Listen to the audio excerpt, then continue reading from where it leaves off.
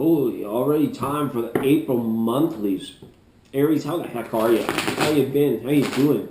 We're here to find out, maybe. Thanks for joining me at this moment, space and time for your monthlies. General feelings surrounding Aries. Wow, about to fire on all cylinders if you're not doing so already. This is you feeling in your element in this time. We're coming up to your time. You know, it's happy birthday to all the Aries out there born in April. We're looking at this as a renewal. This is overall first house energy. So things could be bumping, you know, houses usually bumping. And I think that maybe that's what this is all about. This is like maybe having to be a little bit more aggressive or assertive than already what you would consider to be normal or average for yourself, I guess you could say. Aries, this isn't a bad energy. This is an energy of you getting her done. It's like it is a time for the collective to start focus on action, on doing. And I think you will be at the forefront of this because you have a way of making things happen and getting things done. So just be at one with that energy, that it's almost like an easy one for you aligned to. Now, nothing ever comes easy, and nobody knows that perhaps more than you do when you feel like God is, whether it's like, oh, the people I work with or the things I do for and I want to remind everyone that this reading is for you, Aries, and this reading is for the other, and that other for you could be your person, your relationship, also a situation, a thing, a community, whatever you're placing your focus on. Pretty much is the intuitive connection that needs to be made through reader to viewer, I guess you could say. All right, so without further ado, let's see what Tarot's got for us, Aries. Get a sense that we're ready. Hope you're feeling ready, right? Could be a menagerie of things that occur to you. Some kind of like, what was that old saying, like out in left field. You may be noticing a little bit more of that. Like, where did that come from? Or what the heck? Like those kinds of moments, all right? Overall energy, let's get a sense of it right off the top here. We have the Seven of Wands. So that pretty much speaks to all the things we just spoke about. Other than sort of the standoff nature of this card. It doesn't always have to mean so, but this is like protecting your position of journey or your position in destiny. You're very on guard or very vigilant about being undermined in the upcoming weeks and the month of April.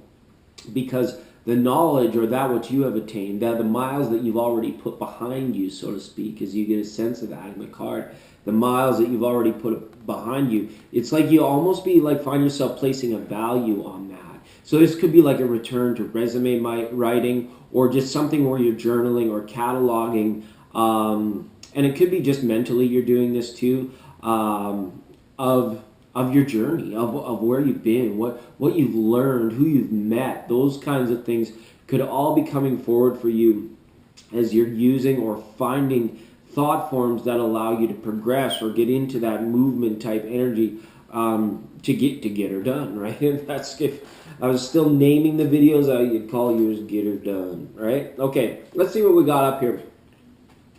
Six of Cups. So this is a good time for bonding as well for you. And this is it doesn't even have to just be family or past. This can be just overall romance, balance in romantic relationships, and balance in love sharing. I feel you're going to be very receptive to people that wanting to show love towards you, Aries. And also you're going to be reciprocating emotions very well and very naturally, I feel, in this upcoming bit. Now, for those of you that are single or where it's another person, this card could just mean that you need to come into emotional alignment with what you're doing in order to either enjoy it more, make it go faster, get a sense of completion to it, or just if it's something that is persistent in your life, that you find that point of acceptance where the sort of the doing doesn't take over the thought form, because you would be either emotionally aligned with it or not, and can be used to effective decision making to that end. Okay, thanks, Six of Cups. Now, next we've got Queen of Pentacles. So for some of you, your focus or your other person could be on an earth sign. It could be on a Taurus, Virgo, or Capricorn who is biding their time, who is maybe playing the game at this time. The feeling and the sense that I have here with this card is that you're not really at odds, I don't feel, with this earth sign, but this earth sign is somebody that understands you very well. And you almost kind of have been forced to play a bit of a game even with this Queen of Pentacles, where she's saying, I'm waiting for you to break, or I'm waiting to know if you know what I know that you don't know that you think I know. Those kinds of games. And that could be very apparent with this. As well, it comes back to the fact that I do feel that you could be placing value on past knowledge, on experience, whether you're evaluating that in an earth sign or whether you are doing that in your own nature if you have some earth-based energy in your astrology, okay? So, Queen of Pentacles, you behave over there. You behave. All right, let's see what's coming up next.